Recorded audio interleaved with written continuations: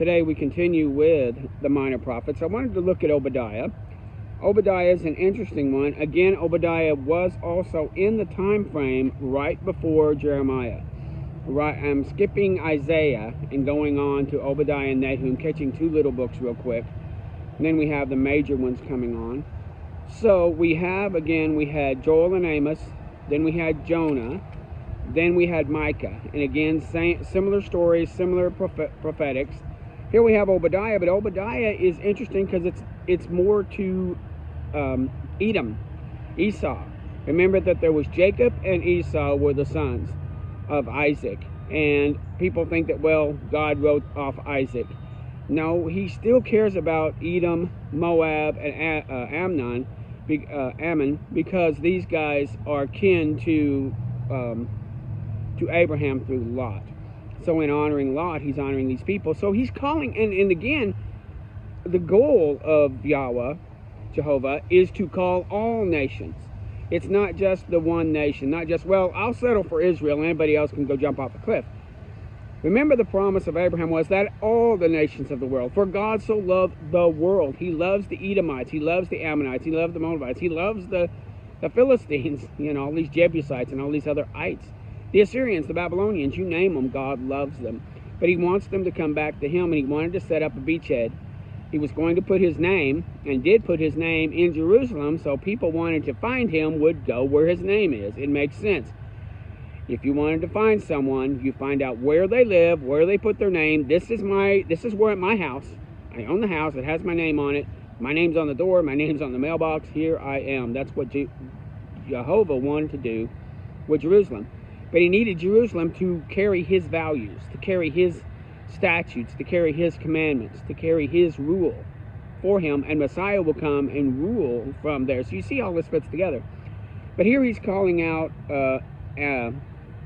he says, "Thus saith Yahweh Elohim, concerning Edom, you have heard rumors from the Lord, and an ambassador is sent among the heathens. Arise, and let us rise up to battle. Behold, I have made thee small among the heathen, and thou art greatly despised. The pride of thine heart has deceived thee. Thou dwellest in the clefts of the rocks."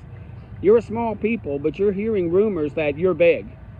This is almost like identity politics. You're not looking at who you are. You're looking at who others have said you are, or who you think you are.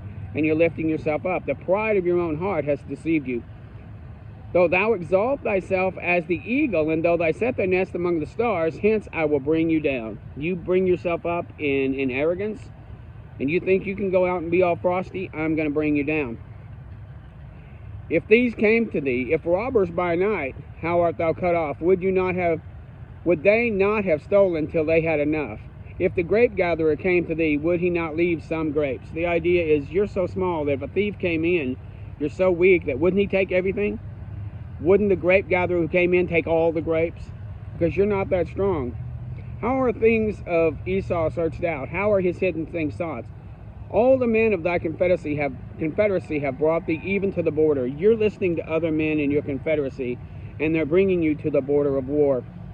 And they say, the men that were at peace with thee have deceived thee and prevailed against thee. Shall I not in that day, say the Lord, even destroy the wise men out of Edom and understanding out of Esau? If you're not going to have understanding, then I'm going to take care of this. Shall I not in that day? And again, he's always talking about the day of vengeance, the day of visitation, the day of God judging. For thy violence against thy brother Jacob, shame shall cover thee, and thou shalt be cut off forever. He's going to cut off this group forever. Now, that doesn't mean he cuts off Esau forever. I mean, the name of Esau. This is that group of Esau, the group that's there. He doesn't cut off Esau. Probably there are people, remnant of Esau, still in the land today. Those, could have been absorbed into other tribes. Some of the other tribes that are in Saudi Arabia and different areas. But yeah, you're going to get cut off because of your violence against Jacob. And the day that you stood on the other side, as the day of the strangers carried away captives and his forces, you cast lots upon Jerusalem, even thou were one of them. As God was judging, and as God is judging, and as God is moving with Jerusalem, and sometimes bringing up forces against Jerusalem, you were there on the other side casting lots. You were putting your name into the game. Let God take care of Jerusalem. You're supposed to stay out. But thou shouldest not have looked on the day of thy brother in the day as if he had been a stranger. You treated your brother like a stranger, and I'm going to come after you for it. Shouldest thou not have spoken proudly? You spoke proudly in the day of their distress, being all haughty and proud. Look at you, look what's happening to you. You should not have entered into the gates of the people of his calamity, neither shouldest thou stood in the crossway to cut down those that had escaped. You even stood at a crossways, cutting down the Israelites who escaped. You turned your back on your brother. And that's basically what Obadiah is saying to them. He's saying, but upon Mount Zion shall be deliverance, and there shall be holiness, and the house of Jacob shall possess their possessions, not the house of Esau. The house of Jacob shall be a fire, and Joseph a flame, and the house of Esau for stubble. He's really going against Esau here because of how Esau treated Israel. Instead of being a brother and helping out, he was also kicking dust. And they of the south shall possess the mount of Esau, and the plains of the Philistines, and they shall possess the fields of Ephraim. And the captivity of the host of the children of Israel shall possess. And saviors shall come up on Mount Zion to judge the mount of Esau, and the kingdom shall be the Lord's. This brother that you didn't back is going to be your judge. So he's saying all of this to Esau.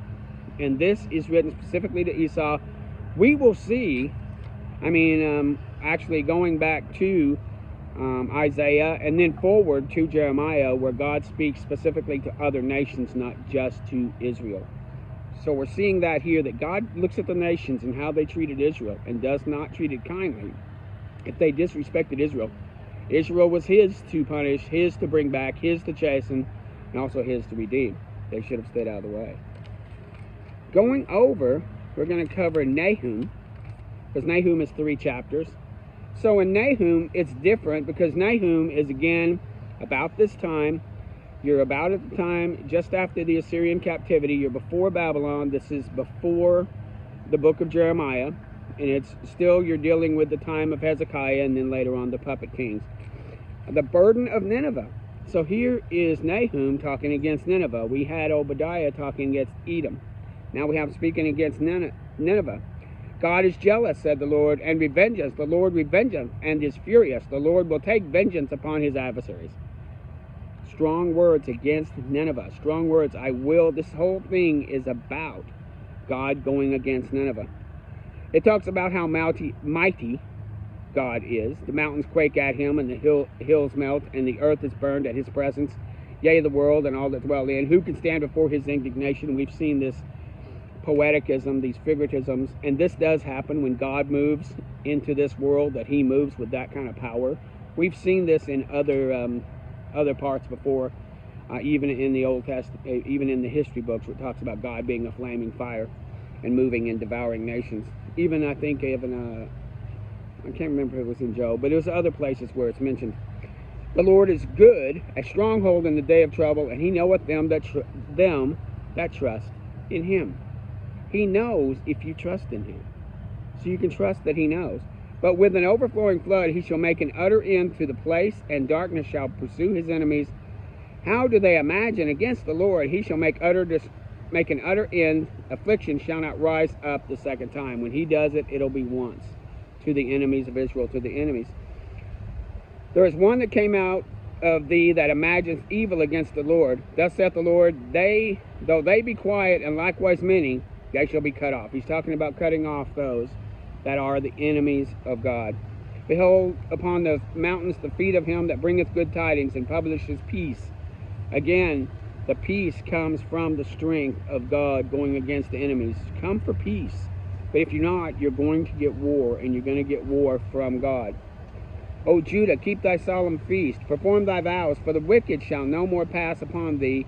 He is utterly come off. There's a time cut off.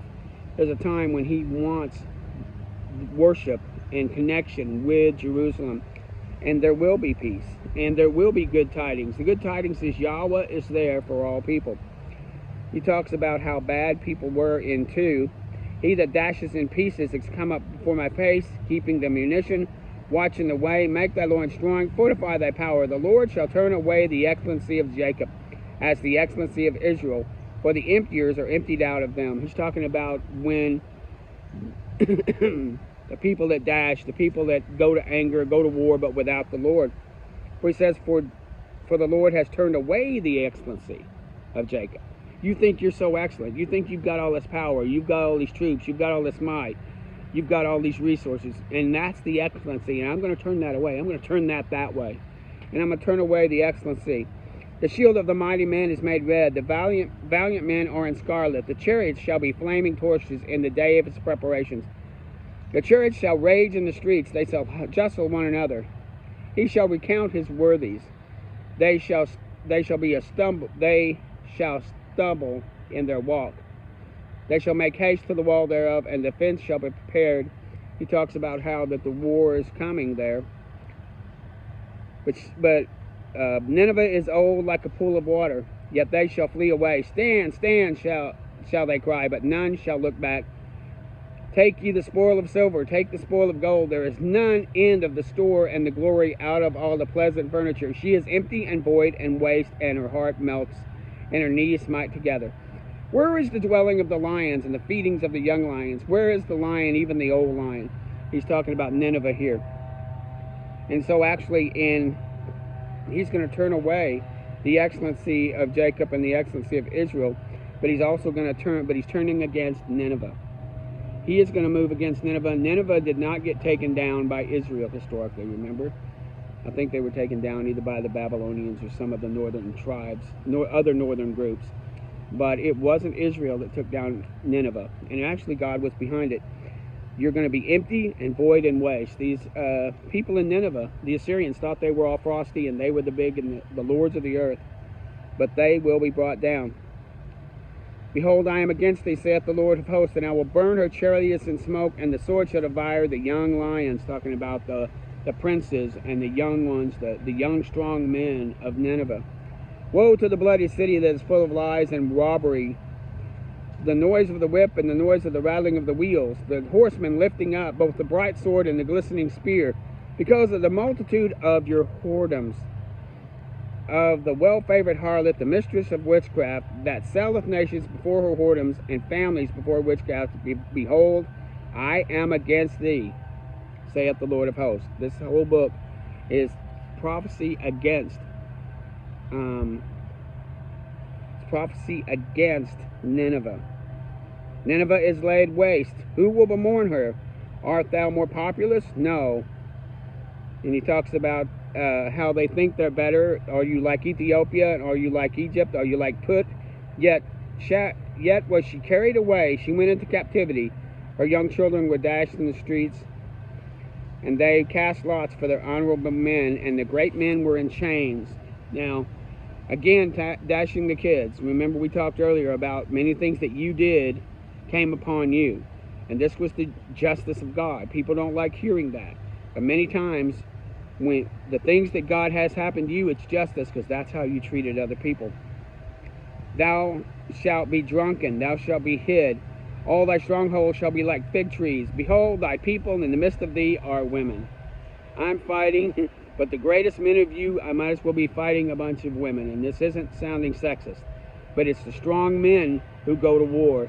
If you can imagine at that time, just average women standing there trying to hold shields and trying to hold buckles and trying to hold, wear the armor. And it would be hard on them because of all that. And then trying to fight when they haven't been trained. So this is not sexism against women. It's saying, you become women to me. I could wipe you out. You think you're so strong. Draw thee waters for the seas. Fortify your strongholds. Go to the clay and tread mortar. There shall the fowler devour thee. The sword shall cut thee off. It shall eat thee up like a cankerworm. He uses cankerworm a lot. He talks about locusts. You've multiplied the merchants above the stars of heavens, and the cankerworm spoileth. You're crowned with locusts and with great grasshoppers. You think you're this great thing, and you're nothing more than a pestilence. There is no healing of thy bruise, O king of Assyria. Thy wound is grievous. Remember he said that earlier. There was talking about the northern kingdom, that your wound is grievous. This is like having a wound that you cannot fix. It is fatal. All you can do is watch the person die. And that's what we're talking here about Assyria. There is no healing for thy bruise. Thy wound is grievous. All that bear the brute of thee shall clap their hands over thee, for upon whom hath not thy wickedness passed continually? You know, who have you not been wicked to? Who have not you been wicked to continually? So here we have two books back to back, not back to back in a sense, but at about the same time, cursing Nineveh. And remember, this is the time when Nineveh thought they were strong and frosty, and they went in and took the northern kingdom, and yet God was against them for how they did it. Again, we'll see Babylon taking the southern kingdom. And God lifts up these nations to judge Israel, but they're not supposed to take glee. They're not supposed to take, be comeuppance, because they're just as bad as the ones that God is judging here.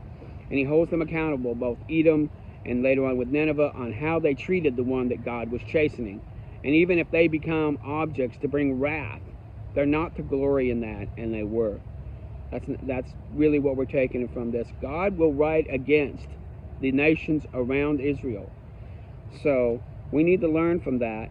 And it's interesting, like I said, these are happening again around Isaiah and around Jeremiah. So that's all the prophets up into Jeremiah, every one of them now. Habakkuk, Zephaniah, Zechariah, Malachi.